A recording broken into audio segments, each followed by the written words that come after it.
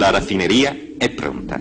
Le 1000 fiamme del forno, il più grande installato in Europa, si accendono in una notte dello stesso mese di gennaio, dando l'avvio ai processi di produzione. Da quel momento, una fiamma, la gigantesca candela, simbolo delle raffinerie, arderà perennemente nel cielo sardo. Per terra o per mare, il prodotto finito prende le vie del mondo.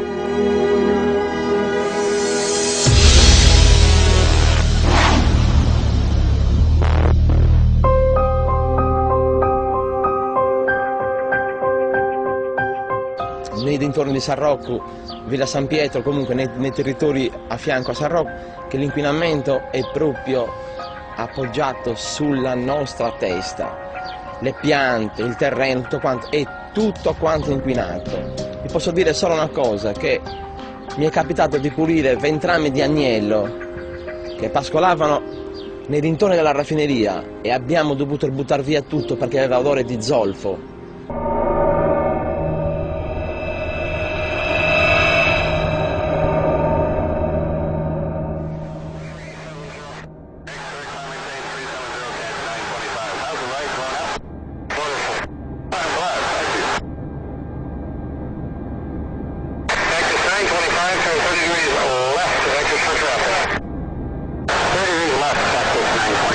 Ho pescato io stesso una spigola, l'ho presa, tu immagina, l'ho presa a Santa Margherita di Pura, che diciamo è abbastanza dietro, da qui saranno, dalla raffineria saranno, fai 15 km via mare, eppure aveva sapore diesel.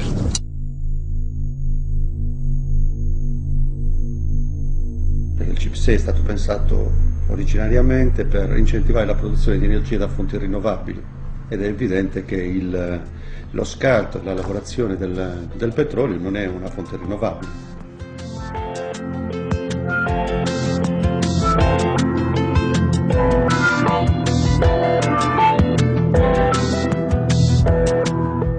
La Saras e tutte le industrie sono inquinanti di per sé, soltanto a vederli.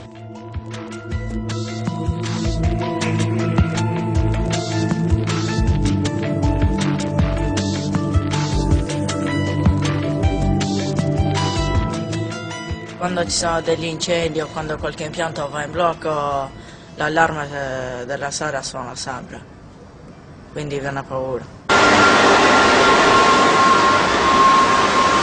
Con le ditte esterne sei sicuro che il lavoro viene fatto, risparmi minimo il 30% e il lavoro viene fatto nei tempi giusti. Ed ecco che perché succedono anche queste gare d'appalto a bassi costi e ci sono anche questi incidenti sul lavoro.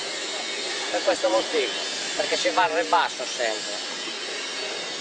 È quella ditta che si prende il lavoro a basso costo per stare nei tempi, turni massacranti, sicurezza, ciao. Ecco dove è il problema.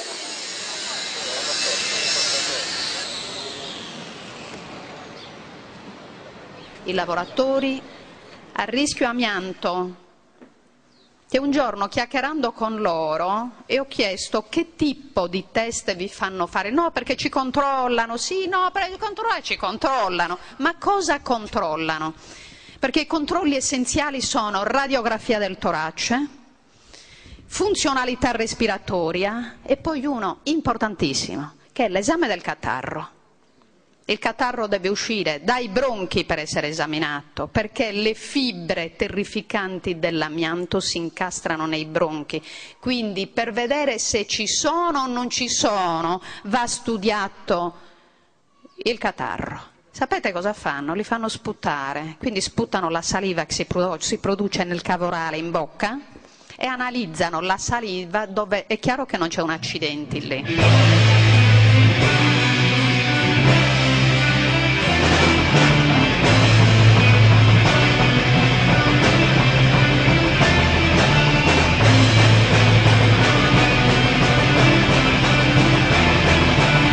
Lo studio biomolecolare ci fa vedere che l'esposizione a idrocarburi policiclici aromatici presenti nelle polveri fini e al benzene ha comportato un danno potenzialmente reversibile, ma un danno al DNA.